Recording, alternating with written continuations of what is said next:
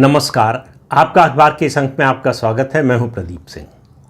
America के राष्ट्रपति Donald Trump की बातें पिछले कुछ समय से सुनिए।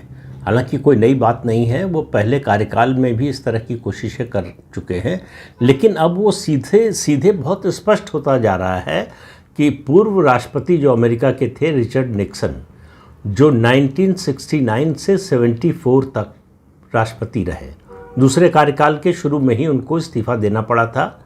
वाटरगेट कांड में उनका नाम आ गया था, फंस गए थे, तय हो गया था कि इम्पीचमेंट होगा और उनको निकाला जाएगा। उससे पहले उन्होंने इस्तीफ़ा दे दिया। तो रिचर्ड निक्सन ने जो खेल शुरू किया था इस महाद्वीप में, वही खेल अब डोनाल्ड ट्रंप करना चाहते हैं। तो रिचर्ड निक्सन ने क्या किया था, आपको याद होगा कि उन दिनों जो है कोल्ड वॉर चल रही थी। उसके अलावा 1953 से 1961 तक वो अमेरिका के उपराष्ट्रपति रहे। उस बीच कई बार वो पाकिस्तान गए। लेकिन रिचर्ड निक्सन जब राष्ट्रपति बने तो वो चीन से संबंध सुधारना चाहते थे और उसके लिए उनको एक कोई मध्यस्थ चाहिए था जो उनकी ओर से बात करे चीन से। इसके लिए उन्होंने किसको चुना? याहिया खान को, मिलिट्री डिक्टेटर जो पाकिस्तान का था, उसको चुना। और उससे पहले अमेरिका के सेक्रेटरी ऑफ स्टेट यानी विदेश मंत्री हेनरी किसिंजर को भेजा गया पाकिस्तान। उन्होंने याहिया खान से बात की। याहिया खान को उसके बाद 1970 में बुलाया गया वाशिंगटन। बहाना था कि यूएन की 25वीं वर्षगांठ थी। उस कार्यक्रम में आए, उसमें व्हाइट हाउस के अफसरों ने उनकी बड़ी प्रशंसा की। ये बात है अक्टूबर 1970 की, अक्टूबर 1970 की। उसके बाद याहिया खान और निक्सन के बीच संबंध बढ़ने लगे और याहिया खान लौटकर पाकिस्तान गए। तो याद कीजिए, उसके बाद पूर्वी पाकिस्तान जो अब बांग्लादेश है, वहाँ नरसंहार शुरू हो गया।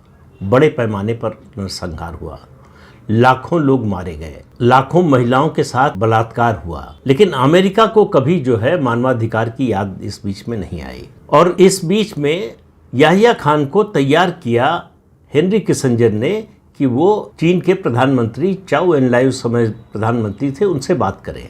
चाउ एन-लाई बात करने के लिए अमेरिका से तैयार हो गए। और उसके बाद की कहानी आपको मालूम है कि चीन और अमेरिका के संबंध कैसे सुधरे। उसके बाद अमेरिका ने पुरस्कार स्वरूप पाकिस्तान को आर्म्स एम्युनिशंस देना शुरू कर दिया, जो अमेरिका की घोषित नीति के विरुद्ध था।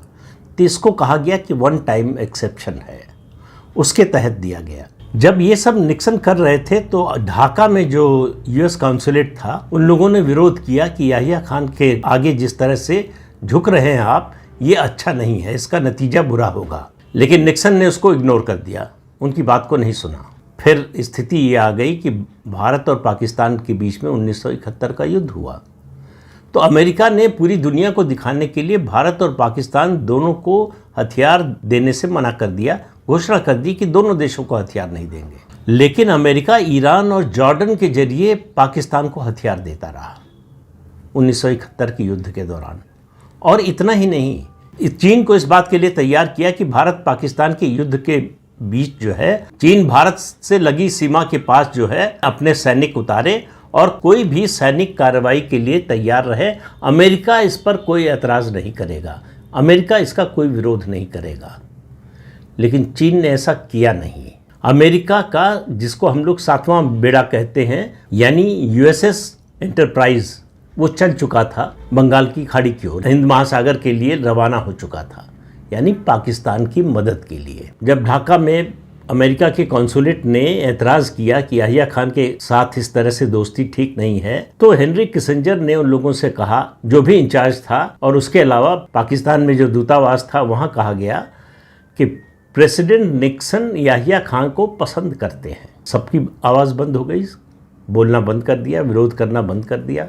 और याद कीजिए, उस समय अगर रूस हमारी मदद के लिए ना आया होता, उसने अपना युद्धपोत न रवाना कर दिया होता, और हमने युद्ध जो है अमेरिका का 7वां बेड़ा पहुँचे उससे पहले युद्ध अगर समाप्त न कर दिया होता, जीत न लिया होता, तो अमेरिका, और हो सकता है, अब ये केवल अनुमान लगाया जा सकता है कि चीन भी इस युद्ध में उतरते, लेकिन ऐसा कुछ हो नहीं पाया।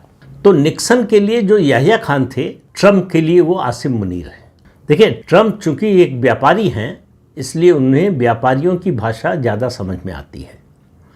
तो ट्रंप और आसिम मुनीर की जो दोस्ती है वो कराने वाले हैं सज्जाद तरार। ये अमेरिका में रहते हैं, शायद अमेरिकी सिटीज़न भी हो गए होंगे और बड़े व्यापारी हैं अमेरिका में। इनके ट्रंप से पहले से अच्छे संबंध हैं। इन्होंने आसिम मुनीर से संपर्क किया, उनके लोगों से संपर्क किया, आसिम मुनीर और ट्रंप की दोस्ती कराई। उसके बाद ही आसिम मुनीर को ट्रंप ने लंच पर बुलाया व्हाइट हाउस। अब ट्रंप की नीति को आप समझने की कोशिश कीजिए, उनके दिमाग को समझने की कोशिश कीजिए। याद कीजिए जब अभिनंदन को पकड़ लिया था पाकिस्तान ने, हमारे फाइटर जेट के पायलट को, तो भारत ने पाकिस्तान को धमकाया, पाकिस्तान पर जो दबाव डाला, उसके बाद उनको छोड़ना पड़ा। वो छोड़े जा रहे हैं इसकी घोषणा ट्रंप ने 2 घंटे पहले कर दी। और ट्रंप उस समय भी, ये उनका पहला कार्यकाल था, जुलाई 2019 में इमरान खान जो उस समय पाकिस्तान के प्रधानमंत्री थे वो गए अमेरिका की यात्रा पर।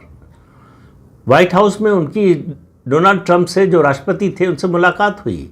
ट्रंप ने उनके सामने प्रस्ताव रखा कि वो भारत पाकिस्तान के बीच में कश्मीर के मुद्दे पर मध्यस्थता करने के लिए तैयार है, समझौता करा सकते हैं। तो यूएस की जो नेशनल सिक्योरिटी काउंसिल है उसने और भारत का जो दूतावास है अमेरिका में, दोनों ने मना कर दिया कि ऐसा संभव नहीं है, इसकी कोशिश भी मत कीजिए।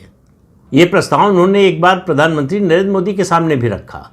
प्रधानमंत्री ने सीधे इनकार कर दिया, कहा किसी तीसरे पक्ष की ज़रूरत नहीं है, ये हमारा अंदरूनी मामला है, इसको निपटने और निपटाने में हम अकेले सक्षम हैं। ट्रंप चुप हो गए। लेकिन ऑपरेशन सिंदूर, उसमें जो काम किया, जिस तरह से ट्रंप ने ऑपरेशन रोके जाने पर सहमति भारत पाकिस्तान के बीच जो बनी, उसकी घोषणा भारत की प्रेस कॉन्फ्रेंस से 1.5-2 घंटे पहले फिर कर दी।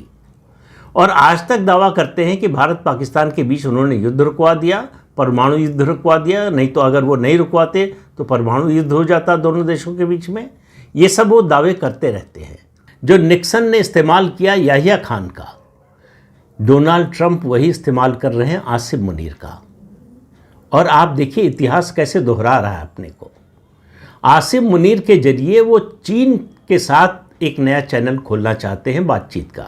चीन और पाकिस्तान के जिस तरह के संबंध हैं आपको अच्छी तरह से पता है। पाकिस्तान जो है इस समय अगर सबसे ज़्यादा निर्भर है किसी देश पर तो वो चीन है। लेकिन चीन बड़ा व्यवहारिक है, वो पाकिस्तान को मुफ्त में कुछ नहीं देता, बदले में उनके ज़मीन पर कब्जा करता है, अपने प्रोजेक्ट चलाता है। और पाकिस्तान को भारत से हुए किसी भी युद्ध के समय चीन ने अपनी फौज नहीं उतारी पाकिस्तान के पक्ष में, आगे भी उतारेगा इसकी कोई संभावना दिखती नहीं। लेकिन ऐसा लगता है कि ट्रंप जो अपने पहले कार्यकाल और ख़ासतौर से दूसरे कार्यकाल में उनको लग रहा था, और दूसरी बार राष्ट्रपति बनने से पहले भी, कि पूरे अमेरिका को लग रहा था, केवल ट्रंप को नहीं, बाइडेन के समय भी, कि चीन को अगर रोकना है तो भारत को साथ लेना पड़ेगा। चीन जितना आगे बढ़ चुका है उसको रोकना ज़रूरी है, वरना वो अब चैलेंज करेगा अमेरिका को, जो कि कर रहा है वो। लेकिन डोनाल्ड ट्रंप की सोच बदल गई है। आप देखिए उन्होंने इंडियन इकॉनमी को डेड इकॉनमी कहा, भारत पर 50% टैरिफ लगाया, ट्रेड डील का फ्रेमवर्क तैयार हुआ उसमें भी 18% टैरिफ लगाया, रूस से तेल खरीदने से रोकने की लगातार कोशिश करते रहे।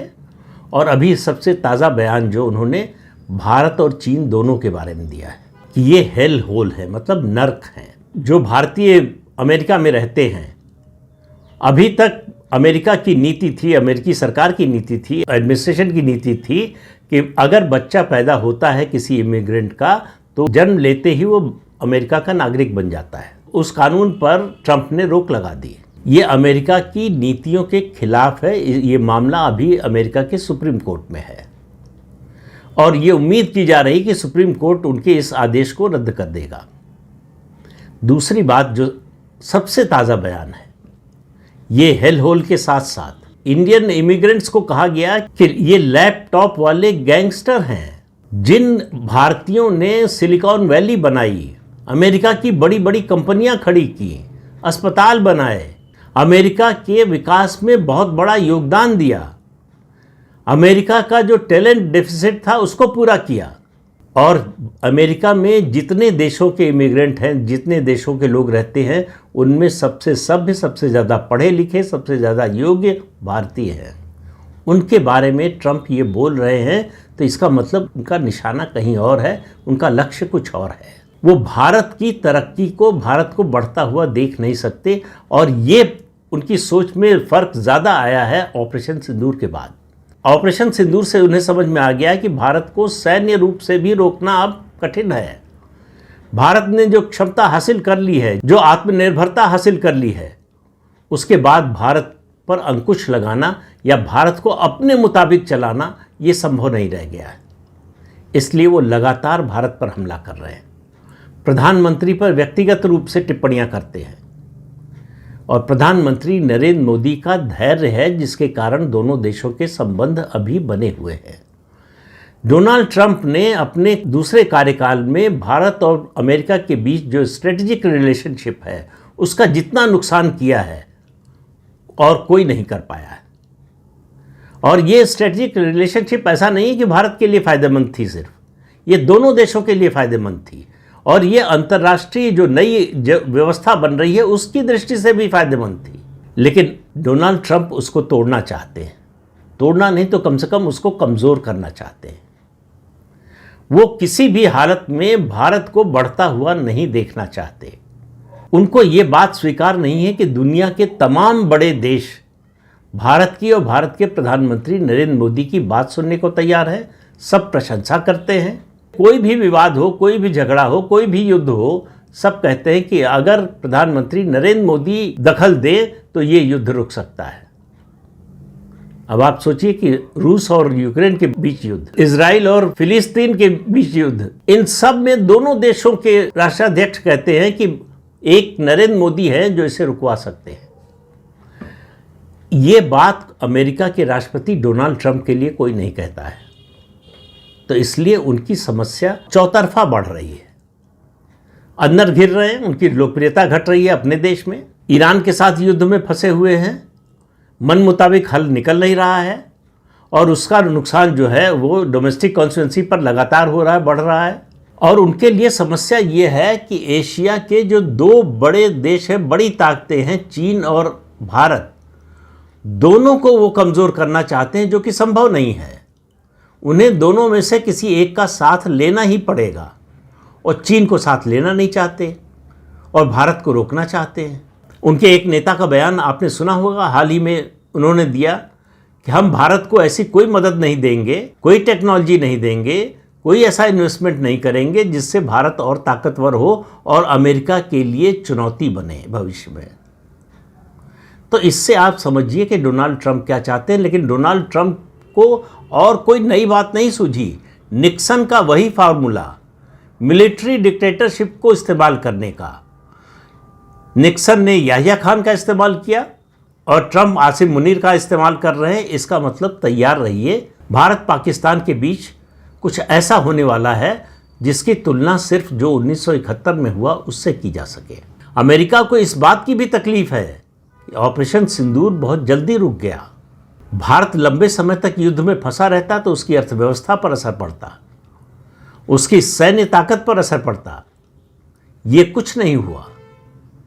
भारत ने अपना लक्ष्य तय किया, लक्ष्य को हासिल किया और युद्ध से निकल आया सिर्फ 3 दिन में। कोई इस पिछले अगर 40, 50, 60, 70 सालों का इतिहास देखें तो कोई ऐसा देश नहीं है जो इतनी तेजी से युद्ध में गया और निकल आया हो लक्ष्य हासिल करके। ये बात ट्रंप को हजम नहीं हो रही है, इसलिए वो लगातार प्रोवोक कर रहे हैं प्रधानमंत्री नरेंद्र मोदी को। और इसमें उनकी मदद करने वाले भारत के ही नेता हैं। सबसे आगे है कांग्रेस पार्टी और राहुल गांधी और दूसरे विपक्षी दल। ये लोग वो सवाल और ऐसे सवाल पूछ रहे हैं जो भारत के हित के विरोध में हो। डोनाल्ड ट्रंप अगर कहते हैं भारत को डेड इकॉनमी तो राहुल गांधी उसका समर्थन करते हैं। तो इससे आप समझ लीजिए कि भारत इस समय बाहर के दुश्मनों, घर के दुश्मनों और दोस्त का रूप धारण किए हुए दुश्मनों, तीनों से घिरा हुआ है। तो ये समय बड़ा संकट का है और आने वाले समय में ये संकट गहरा सकता है। उससे निपटने के लिए, उसकी चुनौती का सामना करने के लिए हमको तैयार रहना पड़ेगा। तो इस अंक में इतना ही। अगले अंक में फिर मिलेंगे किसी नए मुद्दे के साथ। तब तक के लिए अनुमति दीजिए। नमस्कार।